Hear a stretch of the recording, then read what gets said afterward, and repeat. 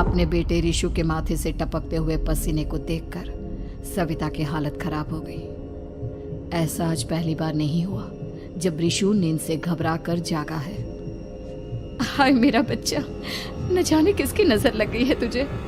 जब से मेरे बच्चे ने 10वीं के एग्जाम में स्कूल टॉप किया है तब से रोज बुरे बुरे सपने आने लगे हैं। हाँ माँ, मैंने आज फिर से एक काले साए को देखा। वो यहीं मेरी आंखों के सामने खड़ा था।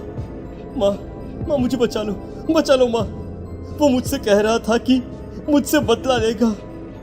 माँ कहीं ये प्रशांत। चुप कर, कैसी बात कर रहा है? दोबारा उसका नाम मत लेना। तुझे पता है ना, उस प्रशांत ने आत्महत्या कर ली, तो बार बार उसका नाम मत लिया कर। मम्मी, क्या सच में प्रशांत ने आत्महत्या की थी? चुप कर, बहुत सवाल पूछता है आजकल। और फिर रात के वक्त सविता के पूरे घर में एक अजीब सा काला धुआं छाने लगा। गहरी नींद में सोई सविता की जैसे ही आंख खुली उसका दम घुटने लगा। वो दौड़कर रिशु के रूम की तरफ गई जहां उसके दरवाजे पर घूमती एक काली परछाई देख वो बुरी तरह से घबरा गई। कौन है वहाँ? कौन है? सामने आओ। ये मैं हूँ, तुम्हारी काली करतूत।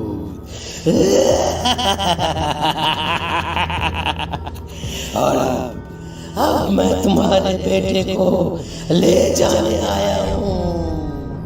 नहीं, मेरे बच्चे को छोड़ दो प्लीज। मेरे रिशु को कुछ मत करना। वो परछाई रिशु के कमरे में घुस जाती है। सविता भी उसके पीछे पीछे दौड़ कर जाती है और देखती है कि अब वो साया साफ नजर आ रहा था। वो सर से पैर तक खून में सना हुआ था और उसके शरीर के सारे अंग कटे फटे हैं। क्या चाहिए तुम्हें? तुम जो बोलोगे मैं करूंगी, लेकिन मेरे रिशु को छोड़ दो। उस परछाई ने रिशु को गर्दन से पकड़कर दीवार के सहारे हवा में उछाल दिया। रिशु जोर जोर से चिल्लाने लगा। माँ बचाओ मुझे, बचा लो माँ, ये मुझे मार डालेगा। माँ मुझे बचा लो माँ। नहीं ऐसा मत करो, मुझे मार दो लेकिन मेरे बच्चे को छोड़ दो। मैं तुम्हारे आगे हाथ जोड़ती हूँ। वो परछाई रिशु को जमीन पर गिरा देती है और अचानक वहां से गायब हो जाती है। रिशु, मेरा बच्चा, तू ठीक तो है ना? कुछ बोल बेटा, क्या हुआ है तुझे?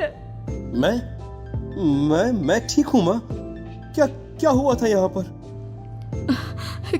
कुछ नहीं बेटा, कुछ नहीं। तू परेशान मत हो। हम कल ही गांव के बाहर जो तांत्रिक महाराज रहते हैं उनके पास चलेंगे। ठीक है माँ, हम जल्द ही उनके पास चलेंगे। मुझे बहुत डर लग रहा है माँ। ये बार बार मुझे डरावने सपने आना, ये सब हमारे साथ क्यों हो रहा है माँ? अगले दिन सविता अपने बेटे रिशु को लेकर गांव के बाहर तांत्रिक के पास जाती है। जिस जगह पर तांत्रिक रहा करता था वो जगह बहुत डरावनी थी। चारों तरफ कंकाल और खूब भूतियां नजर आ रही थी। गांव से दूर वीराने में उस जगह पर जोर से आंधी चल रही थी। रिशु ने डर कर अपनी माँ का हाथ पकड़ लिया। माँ मुझे बहुत डर लग रहा है। ये कैसी जगह है? देख बेटा, हमारे साथ जो कुछ भी हो रहा है उसका इलाज सिर्फ और सिर्फ ये तांत्रिक महाराज ही बता सकते हैं। अब यही है जो हमें प्रॉब्लम से बाहर निकाल सकते हैं। जैसे ही सविता और रिशु तांत्रिक की झोपड़ी के अंदर पहुंचे, वहां का नजारा देखकर उनकी आंखें फटी की फटी रह गई। तांत्रिक की झोपड़ी के अंदर कई सारे लोग अपनी गर्दन घुमा घुमा कर जोर जोर से चीख रहे थे। कौन हो तुम और यहाँ क्यों आई हो? महाराज, मेरे बेटे को कुछ दिनों से एक डरावनी काली परछाई नजर आती है और कल रात उसने मेरे बेटे पर हमला भी कर दिया।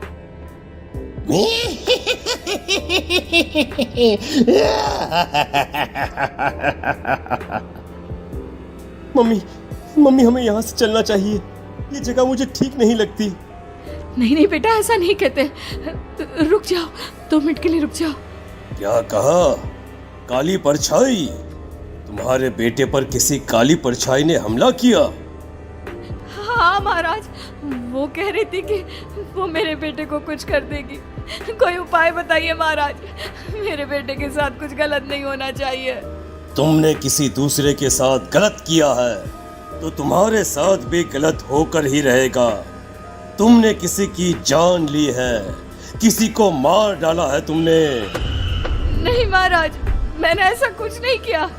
मैंने किसी की जान नहीं ली। मुझे कोई उपाय बताइए। लगता है तुम इतनी आसानी से नहीं मानोगी। मैं तुम्हें अभी उस काली परछाई से मिलवा देता हूँ और वही सारा सच तुम्हारे सामने लेकर आएगा। सविता और ऋषु ने डर के मारे अपनी आंखें बंद कर ली। तभी अचानक तांत्रिक की झोपड़ी में अजीबोगरीब आवाजें गूंजने लगी। सविता और ऋषु बुरी तरह से कांप रहे थे। आंखें खोलो और अपने सामने देखो। क्या यही है वो जिससे तुम कल रात को मिली थी? बताओ मुझे। हाँ, इसने कल रात मेरे बेटे के ऊपर हमला किया था। ये उसी लड़के की भटकती हुई आत्मा है जिसे कुछ दिन पहले तुमने मार डाला था। मम्मी ये महाराज क्या कह रहे हैं? क्या सच में आपने किसी की जान ली है, किसी को मार डाला है? अगर हाँ तो बताइए ना मम्मी, किसको मारा है आपने? किसको? तुम्हारी माँ इतनी आसानी से सच नहीं बताएगी बेटा। इसने एक बच्चे की जान ली है। कहीं उसका नाम प्रशांत तो नहीं महाराज? वो मेरा दोस्त है, मेरा मतलब मेरा पड़ोसी है। सही पहचाना। देखा सविता, तुम्हारा खुद का बेटा भी जानता है कि तुमने किसी के प्राणों की बलि चढ़ा दी और इसीलिए अब उसकी बुरी आत्मा तुम्हारे घर में भटकती है। मुझे माफ कर दीजिए महाराज, मुझसे बहुत बड़ी गलती हो गई। प्रशांत हमारे पड़ोसी का बेटा था। हर बार उसके नंबर मेरे बेटे से ज्यादा आते थे और इसलिए मैंने उसके कमरे के बाहर काला जादू किया था, पर मुझे नहीं पता था कि वो मर जाएगा। तुम्हारे उसी काले जादू वाली गुड़िया के अंदर एक बुरी आत्मा थी जिसने उस बच्चे के दिमाग पर बुरा असर कर दिया और उसी की वजह से उस लड़के ने अपनी बालकनी से कूदकर आत्महत्या कर ली। इसकी वजह सिर्फ और सिर्फ तुम हो, तुम।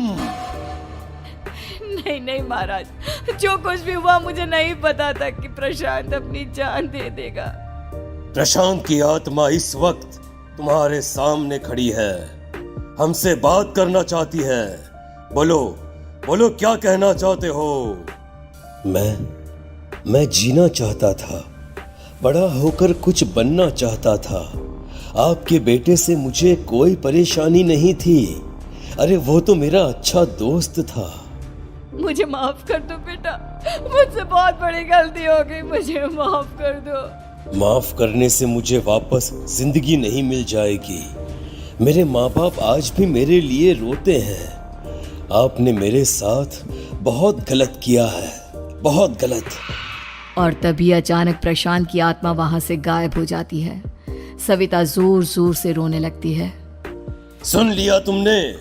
ये तुम्हारे अपने ही किए हुए पाप हैं जो इस तरह से तुम्हारे सामने आ रहे हैं। माँ, ये आपने अच्छा नहीं किया। सिर्फ 10th बोर्ड के एग्जाम में मैं टॉप कर पाऊं, इसलिए आपने मेरे दोस्त के ऊपर काला जादू कर दिया। नहीं मम्मी, नहीं, अब हम कभी खुश नहीं रह पाएंगे, कभी नहीं। मेरे दोस्त की आत्मा को कभी शांति नहीं मिलेगी मम्मी, कभी नहीं। लेकिन मैंने जो कुछ भी किया सिर्फ तुम्हारे लिए किया।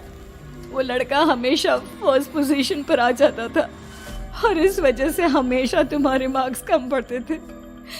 मैंने तो सिर्फ उस पर एक छोटा सा काला जादू किया था बेटा। मुझे क्या पता था कि उसका ये नतीजा निकलेगा। जिस गुड़िया को तुमने उस लड़के के कमरे के दरवाजे पर लगाया था, दरअसल उसके अंदर एक बुरी आत्मा का प्रवेश हो गया था, जैसा कि अक्सर काला जादू करते समय हो जाता है। मुझे अपनी गलती का एहसास हो गया है। मैं प्रायश्चित करना चाहती हूँ। आप बताइए मैं क्या करूँ? प्रशांत के घर जाकर उस काली गुड़िया को वहां से निकालकर यहाँ लेकर आओ। मैं उसे आग में जलाकर राख कर दूंगा और उसके बाद प्रशांत की आत्मा को हमेशा के लिए मुक्ति मिल जाएगी। अगली रात सविता चुपचाप अपने पड़ोसी प्रशांत के घर जाती है। प्रशांत के माँ बाप प्रशांत की मौत के बाद उस घर को छोड़कर हमेशा के लिए वहां से चले गए थे। जैसे ही सविता उस घर के अंदर कदम रखती है, उसका सामना अजीबोगरीब हैवानियत से भरी आवाजों से होने लगता है।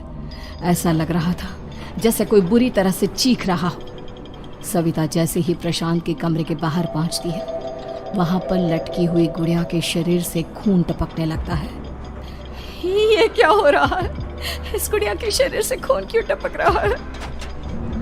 सविता हिम्मत करते हुए उस गुड़िया को वहां से उतारने की कोशिश करती है, लेकिन तभी अचानक से बहुत भयानक दिखने वाली औरत उसकी आंखों के सामने आकर खड़ी हो जाती है। मैं यहाँ से कहीं नहीं जाऊंगी, और अगर तूने मुझे यहाँ से हटाने की कोशिश की तो मार डालूंगी मैं तुझे। नहीं नहीं, मुझे तुम्हें यहाँ से ले जाना ही होगा, नहीं तो मेरा बेटा, उसकी जान को खतरा है। मैं तुम्हें नहीं छोड़ सकती। अगर तुम्हारे अंदर हिम्मत है तो मुझे इस घर से बाहर ले जाकर दिखाओ। और ऐसा कहकर वो औरत सविता के ऊपर हमला कर देती है और उसे हवा में उछाल उछाल कर जमीन पर पटकती है। लेकिन तभी अचानक मौका देखकर सविता अपने हाथ में ली हुई सुई उसके हाथ में चुभो देती है। हाथ में सुई लगते ही वो औरत जमीन पर तड़पने लगती है। ये क्या किया तूने? ये क्या कर दिया? तुझे ऐसा नहीं करना चाहिए था। तांत्रिक ने मुझे कहा था कि तुझसे जीतने का सिर्फ यही एक तरीका है जिससे मैं अपने पापों का प्रायश्चित कर सकती हूँ और अपने बेटे की जान बचा सकती हूँ। और उसके बाद वो डरावनी दिखने वाली औरत एक छोटी सी जादुई गुड़िया में तब्दील हो गई और सविता ने उसे ले जाकर तांत्रिक को दे दिया। तांत्रिक ने जादुई गुड़िया को आग के हवाले